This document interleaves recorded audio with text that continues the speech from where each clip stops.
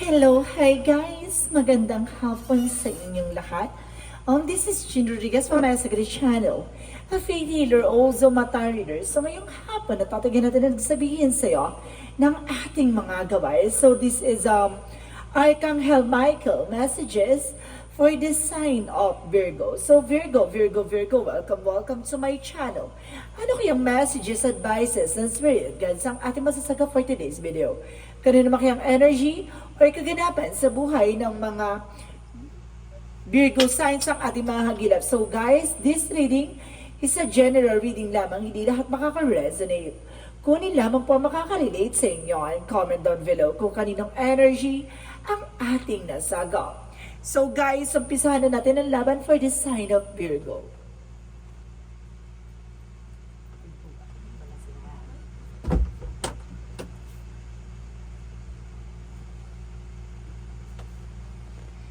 So guys, ito na.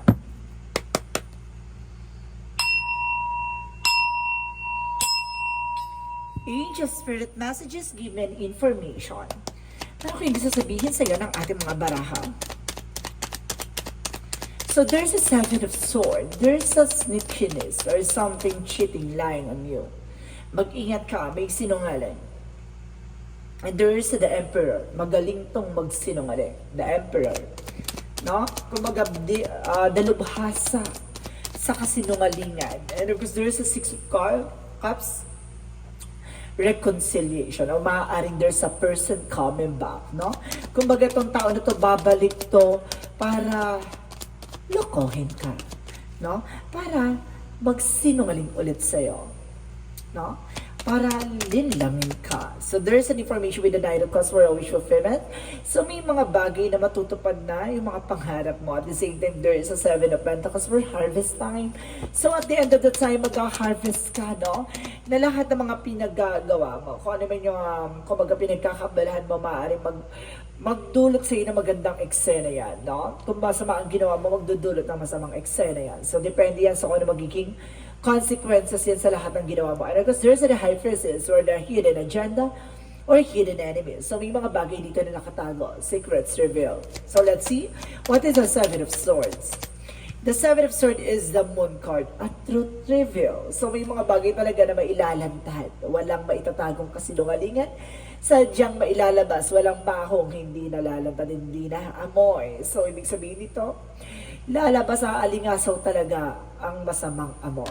No? So let's see what is the Emperor. Emperor represents the ease of wands. So new beginning is coming. So ibig sabihin dito maging mature enough and being grounded sa lahat ng mga desisyon mo sa buhay. No? So let's see what is the Six of Cups. So there's an information with the Ace of Cups. So see, mag-over to na love over with the past. No? Ibig sabihin dito there's a new love and there's a reconciliation from the past na susubukan kanilang mahalin daw, no? Ika nga nila, no? Bibilogin ka na naman. So let's see. What is the Nine of Cups?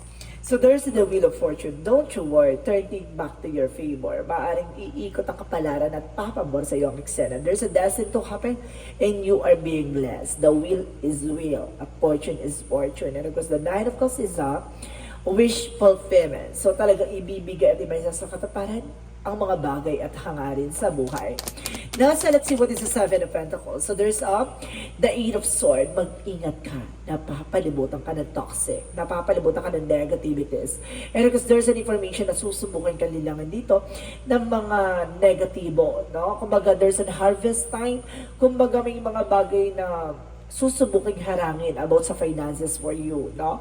Kumbaga, susubukang hindi mo makuha yung mga bagay na hinahantay mo or gusto mong makuha, no? So, let's see what is the High Priestess. So, the High Priestess is represent the Two of Swords. There is a decision, no? Nagkakaroon ka ng indecision sa buhay or mga plano mong parang hindi mo mapuntuhan or may mga bagay na gusto kang gawin na parang hindi mo mag-desisyonan at hindi mo magawa. So, let's see what is the Seven of Swords in the Moon card.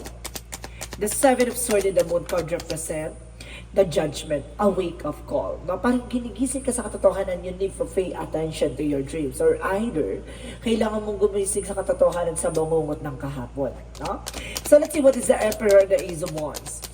Nag-represent to ng the Hermit card, soul searching, soul enlightenment. So may mga bagay dito na maglilinaw sa about sa spirituality. Bibigyan kasagutan ng iyong mga katanungan with spiritual enlightenment and spiritual awakening. And of course, let's see what is the Six of Cups and the Ace of Cups. And of course, the Three of Swords. So see, itong tao na to ay babalik to para daw mahalin ka, pero tendency para saktan ka at paglaruan ka. Huwag kang magpapalila. No? So let's see, what is the Nine of Cups? And of course, the Wheel of Fortune. So there's a Five of Pentacles in reverse. So there's a recovery for financial loss, no? Makaka-recover ka na sa finances, no? Sa lahat ng mga nangyayari sa'yo, because there's a Nine of Wands. Pinapabagal niya ang pasok na magandang kapalaran sa'yo. May taong gumagawa ng eksena para bumagal yung mga, may sabotage either. There's a sabotage. No, because see, I told you so. The Ten of Swords is sabotage. So, talaga may sumasabotahe sa'yo, no? And there's a high priestess for a secret and hidden agenda. So, ito yung hidden enemy. So, ito nga yun, no? I told you so talaga na lahat ng mga bagay na nangyayari sa'yo ay may kaakibat na negatibo or black magic. So, ibig sabihin may humahad lang na magandang kapalaran sa pagdating sa love life and career. Oh my God! So, parang gusto ko i-outcome, pero gusto ko i-clarify kung sino. Gusto niyo yun? So, i-clarify natin kung sino. Ano kasi sinasabi dito with the star card. So, magkakaroon ng something miracle and healing. At the same time, there's a Five of Swords, self-sabotage. Maaaring kasi itong tao na to ay nakakasalamuha mo. Itong tao na to ay maaaring nakakausap mo. No? And because there's, oh, I told you so, the black namin is a black magic. Oh my God! So, ibig sabihin ang gumagawa sa iyo ay insecure sa iyo. No? It's an insecure, and of course, there's an inside job. Umaaring ka mag-anak mo or kaibigan mo ang gumagawa ng eksena dito. So, let's see. Ika-clarify ko nga with the Queen of Wands. No? Kung ito ay I told you, pinagkakatiwalaan mo at talagang malapit sa'yo. Babae siya. It's a mother figure. So, let's see. What is additional messages for outcome? Ang outcome for you is the Two of Cups and the Empress card. My goodness. See?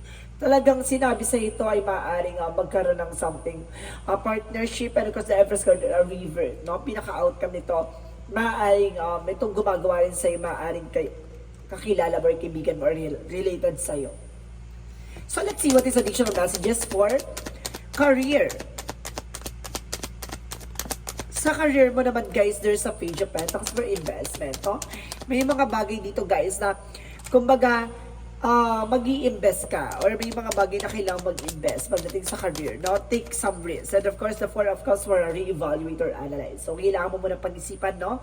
Hindi ka pwede magpala-decision sa mga bagay-bagay dito. No? Hindi ka kailangan mong kumbaga i-clear out. No? Kung itong bagay na to ay kumbaga paglalaanan mo ng panahon at pagkakataon na of course pera, no?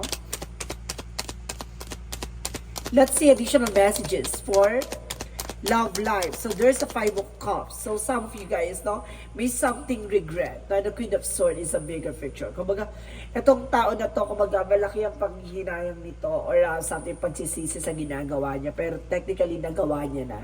And of course, kumbaga, tinitignan mo na lang yung magiging bigger picture of yourself. Kumbaga, maaaring kilala mo na. Nakilala mo na itong gumagawa sa'yo. So let's see additional messages for health. So there is a Nine of Wands. So there's a resilience.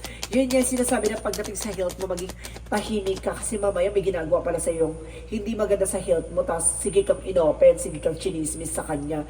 Sabi mo, ay friend, ganito ganyan. May nararamdaman ako, masakit yung ganito ko, masakit yung ganyan. Hindi mo pa alam, itong friend mo pala, gumagawa sa'yo, no? Ito or family related mo pala. Sige kang kinuwento, yung pala, tuwa naman ng loka, no? Kumbaga, kasi syempre ginagawan ka, tapos tumatalab na, diba? Tapos nafe-feel mo pa talagang, diba, feel mo pa, diba, dabang-dawa mo pa. And because there is a Page of Swords na get more information. Sige, kumukuha siya ng informasyon, no? Kaya kailangan maging aware ka sa bibigyan mo na information, ha?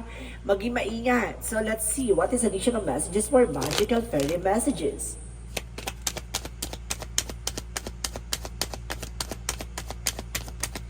For magical fair messages, there's a daughter, and of course, there's a walking away. So, may mga bagay dito na kailangan mong iwasan at pakawalan. And there's a daughter, guys, no? So, this is the powerful messages sa'yo ng ating Archangel Michael. So, ito yung pinaka-advices sa'yo ng ating Archangel Michael. So, this is the advices for you. Oh my God. Thank you. Ang dami, ha? And of course, inside dito, the guarded and protected, no? Pinapangalagaan at binabantayan ka ng ating Archangel. Oh my God. So ito ay sinasabi ng proteksyonan at pangalagaan mo, no? And of course, there's a decide to be happy now. So kailangan mo mag-decision ngayon na magiging masaya ka. Iwasan mo pag-iisip ng mga negative, no? See, there's a positive thoughts and create a positive result. So see, being optimistic, kailangan mag-iisip ka lagi ng mga positibo. Wag kang mag-iisip ng mga negative. At the same time, pay attention to your dreams. So, ibig sabihin na nanaginip ka, maaaring napapanaginipan mo itong person na to or ahas, no? So, ibig sabihin, kumaga makinig ka sa intuitions mo na may binibigay na mensahe sa'yo ng be aware. So, let's see what is the chakra messages. For the chakra is the recovery, no? Hindi ka na makaka-recover dito. Pero kasi sinasabi din sa'yo dito with the mysticism, no? Misteryo. Kumbaga, maaaring may God ka na, pero hindi mo pa rin lubos na kilala kung sino yung gumagawa. See? There's the mysticism. And there's a bittersweet. Don't you worry. Na pagkatapos ng pait na yan, may tagumpay na inaasam-asam. There's a perfection. Perception, sorry. Kumaga baguhin mo yung mindset mo, baguhin mo yung mga iniisip mo, no? So let's see. Even your perspective. So let's see what is the Monsology. Monsology represent a fairy climax approaches. So, nasa exciting part ka na ng situation mo, no? And a personal issue reaches resolution. Masusolusyon na naman problema mo. And of course, emotional running high. So, this is the moment na magiging emotional ka. No? Kasi it's either hindi mo matanggap or kumbaga magiging masaya ka sa magiging resulta ng eksena na to.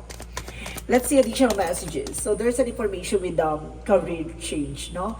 Kailangan mo na magbago ng career, no? Kung insider ka rin na trabaho ka, kailangan mo na magnegosyo. And there's an oracle. So, ibig sabihin, alam mo na yung sagot eh, no? Nag-syunga-syungahan ka lang. And because there's an information with the music. So, kailangan mo makinig sa mga music for additional healing energies.